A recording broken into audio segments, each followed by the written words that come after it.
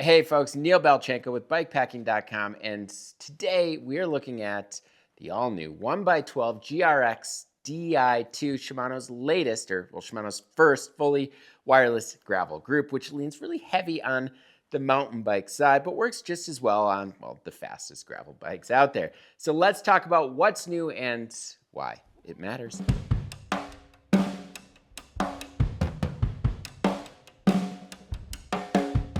All right, so if you're thinking, well, Neil, didn't Shimano just launch a bunch of new mountain bike drivetrains? Well, yeah, you're right. So in the last 3 weeks, they've launched the new XTR, XT, and Diori Di2 wireless mountain bike drivetrains. And as I said in my XTR review, which is linked below and basically is a really good primer for this video, the trickle down was inevitable. But even I was surprised at how fast it kind of was happening and happened. So when I heard GRX was also coming just a week after XT and Diori, well, I was pretty shocked. All right, so real quick, a little bit of GRX history here. It pretty much launched alongside or maybe a little after the gravel boom.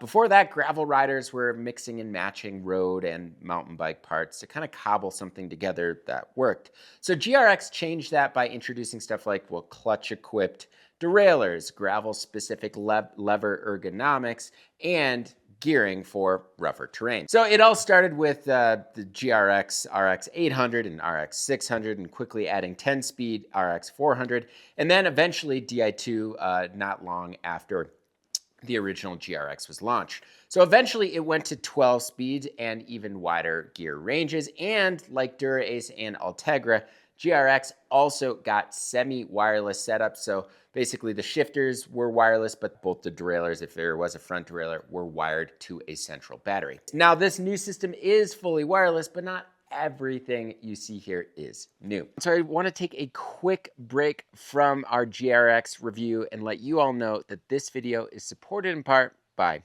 Coros, the brand behind the Coros Dura Solar GPS bike computer. So the Dura is a head unit that you might have seen in some of our videos, and for good reason. It offers an impressive 120 hours of battery life on a single charge. In fact, I only had to charge mine once over a 6-month period.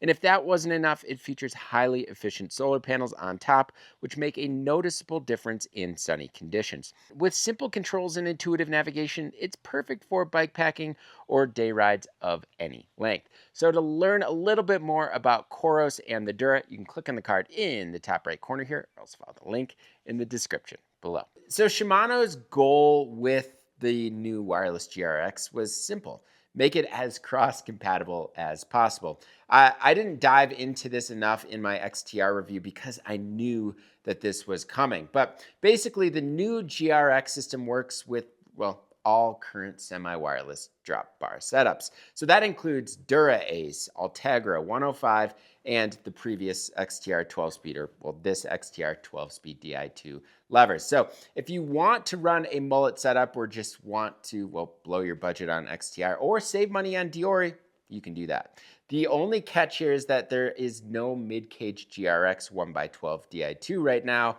so you're limited to an 1151 cassette. But that is the beauty of this setup. You can mix and match mountain bike derailleurs with road shifters, or even throw, say, those shifter buttons in your aero bars if you want, which is certainly a killer setup for someone that is racing, say, a race like the Tour Divide. Sure, you can already do mullet setups with SRAM access and transmission, but I find this Shimano lineup a little bit simpler to follow. So the new GRX 827 Di2 rear derailleur is essentially an XT derailleur. I think it's basically identical. I actually don't think there's any difference other than the name on the outside here, and just the color up here. I think the XT is chrome and this is black. So just like all of the new wireless Shimano wireless rear derailleurs, it has standard limit and B tension screws, a setup or program button, and its own small battery, which Shimano claims will last 435 to 621 miles per charge, obviously depending on how and where you ride. It uses the new Shadow ES system instead of a clutch, so it's got dual springs for higher tension and better chain wrap, plus impact recovery. So if you end up bashing your derailleur, it pops back to the last gear that you were in pretty quickly after the impact. So that feature was actually on previous generation derailleurs here, but it did require you to actually press the shift button to reset the derailleur. So the whole thing is super low profile and less likely to actually get bashed. Although I might say on a gravel bike, it's probably less likely that you're in that scenario. But who said gravel bikes can't ride single track, right? It also uses Hyperglide Plus. So it is fully backwards compatible with any current, not current, but last generation, XTR, XT, SLX, rest in peace, and Diori. So if you already have a cassette and cranks, well, you're already on the track for saving some money, some big bucks. So Shimano ended up sending the older XT8100 cassette with this group, but technically this is meant to launch with the new XT8200 cassette, which trims some weight and is a little bit more durable with more material at the base of some teeth, as well as the updated rivet structure to prevent the potential for creaking.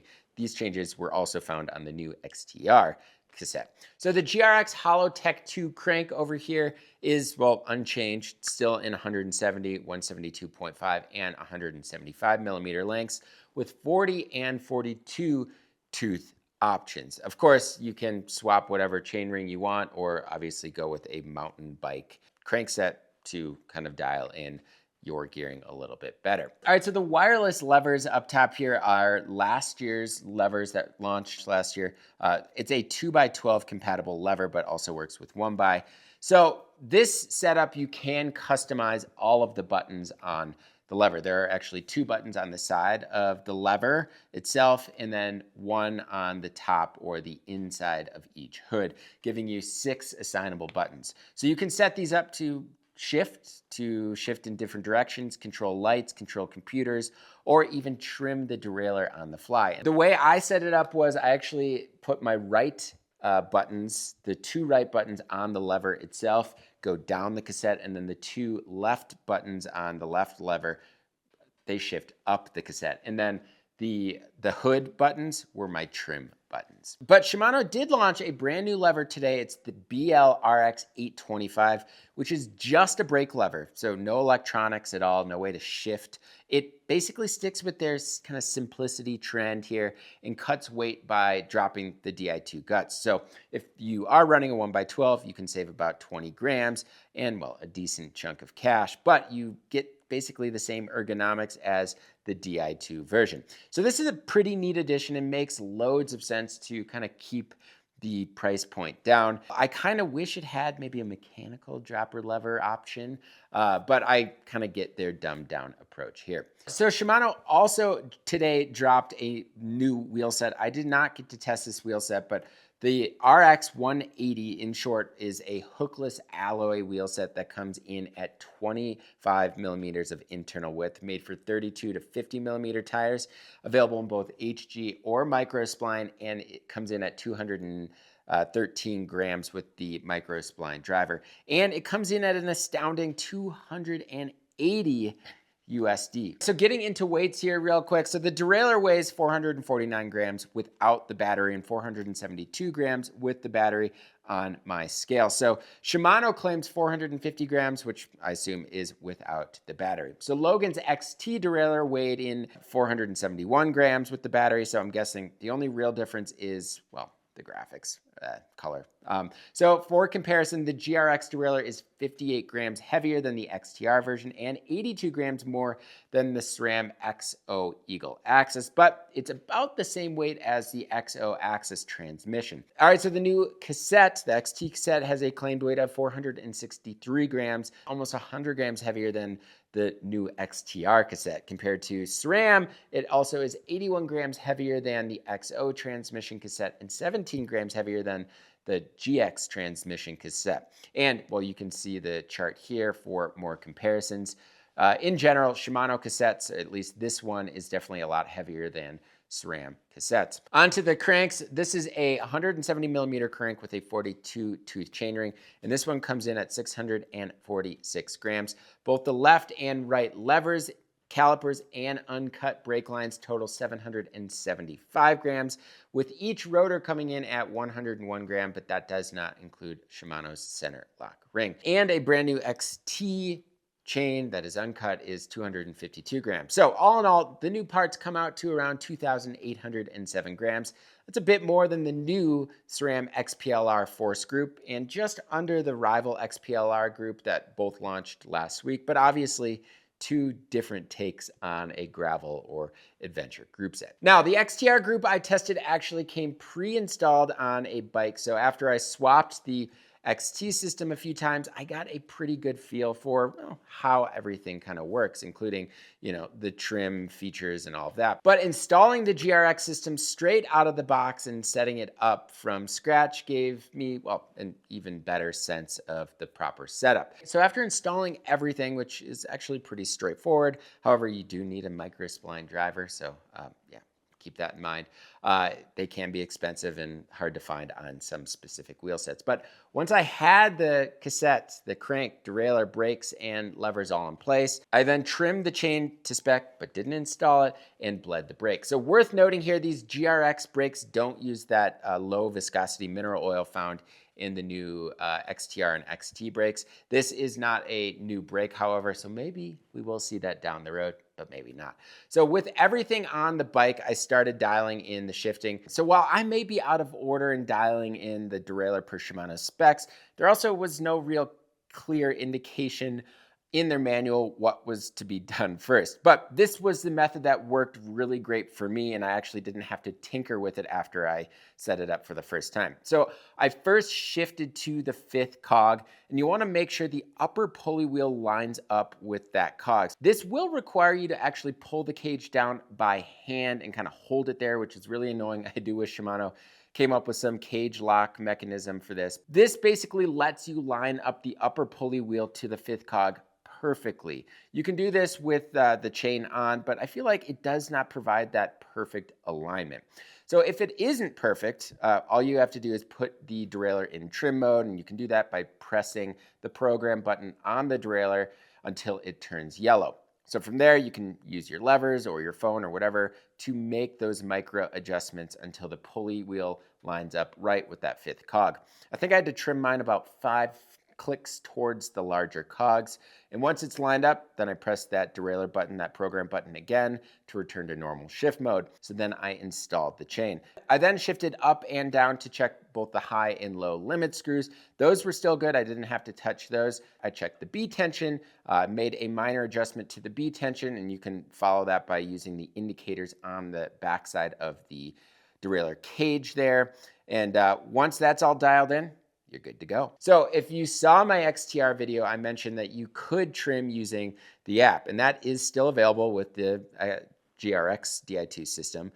In fact, it makes this process even easier as you can kind of crouch down and trim with your phone while you kind of align that upper pulley wheel with that 5th cog. So I'd say the whole process isn't quite as quick to dial in as the new SRAM transmission system, and it's a little different from kind of setting up a mechanical drivetrain, but once you kind of get used to it and dial it in, the trim method basically kind of acts as the barrel adjustment and gives the kind of whole system a very similar mechanical vibe, which I certainly appreciate. So shifting this system, so just like the XTR setup, it's super wild. It is hands down the fastest electronic shifting system out there. So I've used GRX mechanical for years, and the Di2 2x setup quite a bit as well. So in fact, I built up a Cutthroat in 2020 to race the Tour Divide with the GRX 2x setup. The world then shut down, but I couldn't race, but I put tons of miles on that bike with plenty of ultra racing and long ride miles. And the GRX proved itself to be reliable and efficient. So the mechanical shifting setup recently has also really improved on all of the Shimano groups with a lot less pressure and a lot less movement it takes to actually shift up and down the cassettes. But I will say, Di2, the ergonomics, just being able to tap the button only with your pinky, it really does save your wrists and hands over long days or weeks in the saddle. So that honestly is one of the biggest benefits of any electronic system. All right, so talking about gearing, well, plenty of people will probably want this 2x version of this system. And I even asked if you could somehow pair a front derailleur with the mid cage and plug it into the rear derailleur, but it just won't work. So the max front tooth difference for all of the new Di2 wireless derailleurs is 0, so you can't run a front derailleur at all with them. So that's going to spark maybe a little controversy about gearing and gear steps. Di2 2x is still available, however, so if you want those tighter jumps between gears, well, that's your best bet with Shimano for now. So the downside to using a mountain bike cassette is finding that perfect gear for spinning efficiency, I'd say, on roads. You always basically are going to give something up with a 1x, and I'd say that is it in this case. So that said, a 42 tooth up front did give me a little bit more kind of top end speed, which is always nice for, you know, hanging on to faster descents. I have to guess though that we're definitely going to see an updated Di2 2x down the road. But for now, you're either sticking with an older Di2 2x setup or a mechanical version, or going 1x. And the new 945 tooth cassette with a mid cage could be a great option for the GRX system, paired with a larger chainring if you are looking for maximum top end speed. However, Shimano actually does note that you should check this clearance right here from the 9 tooth to the chainstay. There could be issues, so it is best to confirm with your frame manufacturer to make sure it would work before purchasing. So one big change when GRX Di2 launched a few years ago was just that hood design, which I absolutely loved. I just loved the way you felt so locked in. And the latest version that was launched last year improves that body shape and cross section, making for a seamless feel with flared handlebars. It's rounder so that the transition from bar to the hood is smoother as well. And it gives you more surface area to kind of eliminate pressure points, which I mean, we can all appreciate. So most hoods are just so dialed these days between ergonomics and braking capabilities, but pedaling with the new setup over the last handful of weeks, I found myself actually riding in the hoods way more than in the drops, especially on descent. So they just gave me more confidence than, I'd say, the old version in other hood lever combos. That could just be me kind of getting used to drop bars over the years, but I really do like the feel of these new GRX hoods. And the shifter buttons are in a really great spot too, with that forward button kind of protruding or sticking out enough to kind of make it really easy to find and shift quickly. So I also think that, well, this is a testament to the lever pivot point and how actually easy it is to actuate the brakes and get a really solid brake feel in the hoods. And quickly, I do want to just address the chain slap issue that Logan found on the XT derailleur last week. And if you want to read more about that, you can find that link in the description below. So Shimano has always actually had a bit less tension in their derailleurs compared to other brands. And I honestly think that is in part what makes this Hyperglide Plus system shift as quick and as smoothly as it does. However, I have not been able to replicate the rebound sound that he is getting on his XT system with either my XTR or GRX derailleurs. There's definitely some chain movement, but I'm not noticing the chain smack the chainstay, and I haven't dropped the chain on either setups yet. All right, so all in all, like I mentioned with the XTR group, well, the quick and quiet shifting is a real highlight here. It might not be as crucial to kind of dump gears fast on a gravel bike or dirt roads, but it definitely does come in handy sometimes. And a lot of the routes on BIKEPACKING.com, well, they are a mix of everything. Single track, 2-track, dirt roads, pavement, routes that really do benefit from that 500% gear range, solid durability, and precise fast shifting. All right, so Shimano is definitely late to the game here, and they're not exactly reinventing the wheel, right? But launching GRX is kind of that mountain bike-esque adventure group, gravel group, first with all of this cross compatibility with their simple options like the left brake lever and the overall straightforward setup makes a lot of sense, especially for people that are watching this YouTube channel. Not to mention all of the future trickle down that I hope will also be compatible with this setup. So this feels like just the beginning for the GRX lineup and drop bar Di2 integration. And the fact that they started with this system says a lot. It's a drivetrain for the people. It's not specifically for racing, but it absolutely could be. It's a system that's ready for adventure, easy to mix and match, and well, basically set up for any type of riding. Plus, it's well-developed ergonomics, super fast shifting, and of course, customizable levers give riders a comfortable and adaptable drivetrain experience. All right, so looking back, I probably should have just gone with the right lever with the electronics and the simple left brake lever, but there's still a part of me that is hoping for a future 2x system or even some sort of dropper post integration with Fox if and when they finally launch a 27.2 short travel Fox Neo dropper. In any event, I've got this Stigmata built up, super excited for adventure rides here in and around the Gunnison area this summer. So as far as pricing, the derailleur comes in at $565 USD. The new XT cassette is $195 USD, which is honestly a great deal. Yes, a little heavy, but it's hard to beat that price compared to, I'd say, other cassettes out there. So the crankset will run you $280 USD with a chainring, and a chain is $62 USD. So the right electronic lever and brake set will cost you $595 USD. Same for the left, actually. But the new BLRX 825 with the GRX caliper is $345 USD. So that's a little easier on the wallet. And I'm sure we're gonna see a trickle down to the 600 series eventually or something similar for a more budget option, but only time will tell if that version will be wireless or not. So what do y'all think about the new GRX Di2 fully wireless? Let me know in the comment section below. As always, thank you all so much for watching. And if you like what you saw in this video and wanna see more like it, please hit that subscribe button and notification bell. And if you want to help support this YouTube channel, everything we're doing at BIKEPACKING.com, well, you can do so by joining the Bikepacking Collective. The Collective offers a lot of awesome perks, including industry discounts, monthly giveaways, the twice-yearly Bikepacking Journal, and the all-new Base Camp. So to learn about all of those things, or just to join, you can do so by clicking on the card in the top right corner. Also follow the link in the description below. As always, thank you all so much for watching. And until next time, pedal further.